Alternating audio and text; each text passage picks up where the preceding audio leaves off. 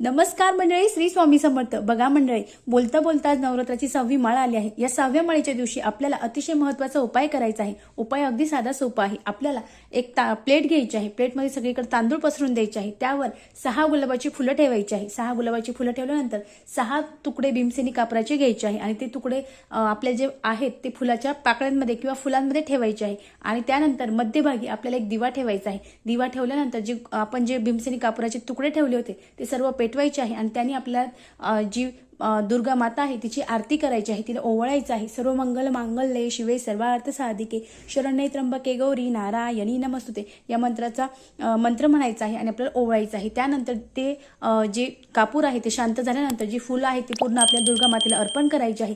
जो दिवा आहे तो दिवा सुद्धा आपल्याला देवीला अर्पण करायचा आहे आणि जे तांदूळ आहे ते तांदूळ आपल्याला पक्ष्यांना टाकून द्यायचं आहे. अगदी साधा सोपा उपाय आहे, पण 6व्या माळेला हा उपाय करा. तुमच्या ज्याही